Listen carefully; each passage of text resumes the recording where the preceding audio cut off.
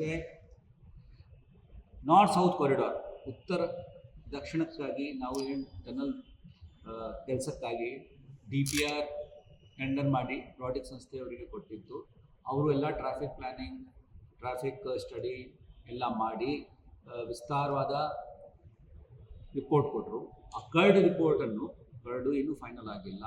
ಅದು ನಾವು ನಮ್ಮ ಫೈನಾನ್ಸಸ್ಗಾಗಿ, ಯಾಕೆಂದರೆ ಬ್ಯಾಂಕರ್ಸ್ಗೆ ಕೂಡ ಆ ರಿಪೋರ್ಟ್ ಬೇಕಾಗಿರುತ್ತದೆ. ಮುಂದೆ ಹೀಗೆ ಯಾವ ಥರದ ಪ್ರಾಜೆಕ್ಟ್ ಇದೆ, ಹೇಗೆ ನಾವು ಸಸ್ಟೇನ್ ಮಾಡ್ತೀವಿ ಇತ್ಯಾದಿಗಾಗಿ ಅವರಿಗೆ ಕೊಡಲಾಗಿತ್ತು. ಅದು ಕೊಡುವಾಗ ಫಸ್ಟ್ ನಾವು ನಾರ್ತ್ ಸೌತ್ ಈಸ್ಟ್ ವೆಸ್ಟ್ ಎರಡು ಸೇರಿ ಫೈನಾನ್ಸ್ ಮಾಡ್ತೀವಿ ಅಂತ ಯೋಚನೆ ಮಾಡಿದ್ದು.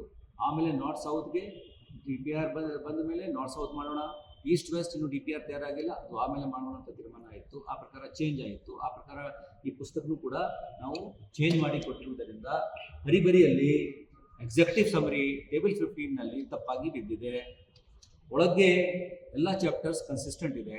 ಸೊ 1 ಪೇಜ್ ಏನು ಮಿಸ್ಟೇಕ್ ಆಗಿದೆ ಅದು ಅವರು ಕಂಪೈಲಿಂಗ್ ಎರರ್ ಆಗಿ ಅಂತೂ ರಾಡಿಕ್ ಸಂಸ್ಥೆಯವರು ನಮ್ಮ ಅಪಾಲಜಿ ಕ್ಷಮೆ ಯಾಚನೆ ಕೇಳಿದ್ದಾರೆ.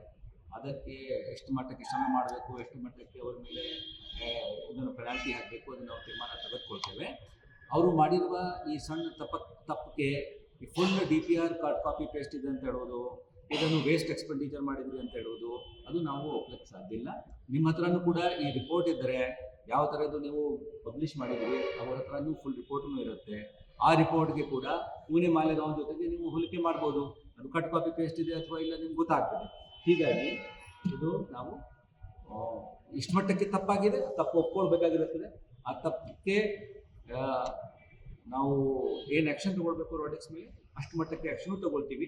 ಬಟ್ ಜನರಿಗೆ ಏನು ಹೇಳ್ತಾ ಇದ್ದೀವಿ, ಈ ಥರದ ತಪ್ಪು ಕಲ್ಪನೆ ಮೂಡಿಸ್ಬೋದು, ಇದನ್ನು ಫುಲ್ ರಿಪೋರ್ಟೇ ಸರಿ ಇಲ್ಲ ಇತ್ಯಾದಿ ಹೇಳೋದು ಅದು ಸತ್ಯಕ್ಕೆ ದೂರವಾದ ವಿಚಾರ ಹೇಳಬಾರ್ದು.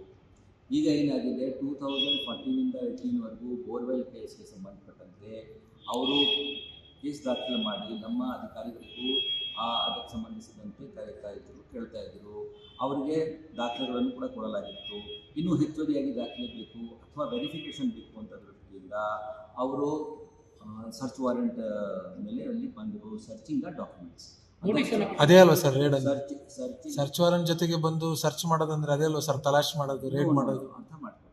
ರೇಡ್ನಲ್ಲಿ ಬರ್ತಕ್ಕಂಥ ಮಂದಿ ಒಂಥರ ಅಕ್ಯೂಸ್ಡು, ವಿಟ್ನೆಸ್ಸು ಇತ್ಯಾದಿನೂ ಇರ್ತಾರೆ. ಇಲ್ಲಿ ಡಾಕ್ಯುಮೆಂಟ್ಗೆ ಹೆಚ್ಚುವರಿ ಅವರಿಗೆ ಈಗಾಗಲೇ ಕೊಡ್ತಕ್ಕಂಥ ಡಾಕ್ಯುಮೆಂಟ್ ವೆರಿಫಿಕೇಷನ್, ಹೆಚ್ಚುವರಿಯಾಗಿ ಅವರಿಗೆ ಏನು ಡಾಕ್ಯುಮೆಂಟ್ ಬೇಕು ಅಂತ ಇದ್ದಾರೆ ಅವರು ಕೂಡ ಕೊಡ್ತೀವಿ. ಅವ್ರು ಚೆಕಪ್ ನಿಮ್ಮನ್ನು ಮಾತಾಡ್ಸೋದು ನಮಗೆ 11:30 ಗಂಟೆಗೆ ಪ್ರಹ್ಲಾದ ಫೋನ್ ಮುಖಾಂತರ ಮಾತಾಡಿದ್ರು.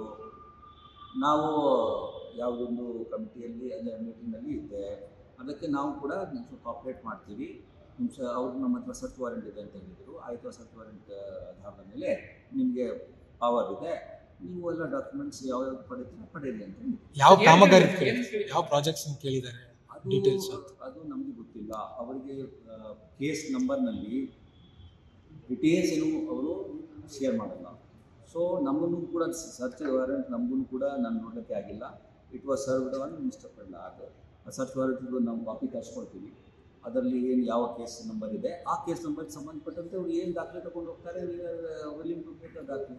ಅಂದರೆ ಸರ್ ಮಧುಕಾನ್ ಪ್ರೈವೇಟ್ ಲಿಮಿಟೆಡ್ ಅನ್ನುವಂಥ ಒಂದು ಕಂಪ್ನಿಗೆ 2022 ದೆಹಲಿ ಗ್ರೇಟರ್ ಡೆಲ್ಲಿ ಅಥಾರಿಟಿಯಲ್ಲಿ ಹಗರಣ ಆಗಿ ಅವರನ್ನು ಕಸ್ಟಡಿಗೆ ತೊಗೊಂಡಿದ್ರು ಆ ಕಂಪ್ನಿ. ಅದೇ ಕಂಪ್ನಿಗೆ 2014ಇಂದ 2020ವರೆಗೆ BBMP ವ್ಯಾಪ್ತಿಯಲ್ಲೂ ವೈಟ್ ಟ್ಯಾಪಿಂಗ್ ಗುತ್ತಿಗೆ ಕೊಟ್ಟಿದ್ದೀರಿ. ಸೊ ಆ ಕಂಪ್ನಿಯಲ್ಲಿ ನಮಗೆ ಗೊತ್ತಿಲ್ಲ ನೋಡಿ. ನೀವು ಈಗೇನು ಯಾವ್ಯಾವುದು ವಿಚಾರಕ್ಕೆ ಬಂದರೆ ನಮಗೆ ಅದಕ್ಕೆ ಉತ್ತರ ಕೊಡಲಿಕ್ಕಾಗೋದಿಲ್ಲ, ನಾವು ಉತ್ತರನೂ ಕೂಡ ಕೊಡುವುದಿಲ್ಲ. ಯಾವ ಕೇಸ್ ಅವರು ದಾಖಲೆ ಮಾಡ್ಕೊಂಡು ಬಂದಿದ್ದಾರೆ ಆ ಕೇಸ್ಗೆ ಸಂಬಂಧಪಟ್ಟಂತೆ ಡಾಕ್ಯುಮೆಂಟ್ಸ್ ನಮ್ಮ ಹತ್ರ ಇದ್ದರೆ ಅದು ನಾವು ಅವರಿಗೆ ಕೋಆಪರೇಟ್ ಮಾಡಿ ಕೊಡುವುದು, ತೋರಿಸ್ಬೋದು ನಮ್ಮ ಜವಾಬ್ದಾರಿ ಇದೆ. ಅವರು ತಗೊಂಡು ಹೋಗ್ತಾರೆ, ನಮಗೆ ಲಿಸ್ಟ್ ಮಾಡಿ ಕೊಡ್ತಾರೆ, ಈ ಡಾಕ್ಯುಮೆಂಟ್ಗೆ ಈ ಕೇಸ್ಗೆ ಸಂಬಂಧಪಟ್ಟಂತೆ ಹೋಗಿದ್ದೇವೆ, ಆ ಕೇಸ್ನಲ್ಲಿ ಏನಿದೆ ಅದು ನಮಗೆ ಸೂಚನೆ ಕೊಟ್ಟರೆ ಪರವಾಗಿಲ್ಲ, ಸೂಚನೆ ಕೊಟ್ಟಿಲ್ಲ ನಮಗೆ ಒಂದು ದಾಖಲೆ ಇರುತ್ತೆ, ಈ ಕೇಸ್ ನಂಬರ್ನಲ್ಲಿ ಈ ಡಾಕ್ಯುಮೆಂಟ್ ತಗೊಂಡು ಹೋಗಿದ್ದಾರೆ. ನಾಳೆ ದಿವಸ ಆ ಕೇಸ್ನಲ್ಲಿ ಏನಿತ್ತು ಅವ್ರಿಗೆ ಗೊತ್ತಿರುತ್ತದೆ. ಆ ಕೋರ್ಟ್ ಮುಂದೆ ಹೋಗ್ತಾರೆ, ಆ ಕೋರ್ಟ್ ಮುಂದೆ ಆ ಕೇಸ್ನಲ್ಲಿ ಏನು ಐಟಮ್ ಇದೆ ಅದಕ್ಕೆ ಸಂಬಂಧಪಟ್ಟಂತೆ ದಾಖಲೆ ತಗೊಂಡು ಹೋಗ್ಬೇಕು ಅವರು. ನೋಡಿ ನಾನು I am not A document ಅಲ್ಲಲ್ಲ, ನಿಮ್ಮನ್ನೇನಾದ್ರೂ ಅಲ್ಟಿಮೇಟ್ಲಿ ಕನ್ಸರ್ನ್ ಆಗಿರೋದು ನೀವೇ sir. BBMP I am the custodian of the office. ನಮ್ಮ ಕಡೆಯಿಂದ ಏನು ದಾಖಲೆ ತಗೊಂಡು ಹೋಗ್ತಾರೆ ಅದು ಅಂಡರ್ ಅಕ್ನಾಲೇಜ್ಮೆಂಟ್ ನನಗೆ ಕೊಟ್ಟು ಹೋದರೆ ಸಾಕು. ಕಾನೂನು ಪ್ರಕಾರ ಅಷ್ಟೇ ಇದೆ.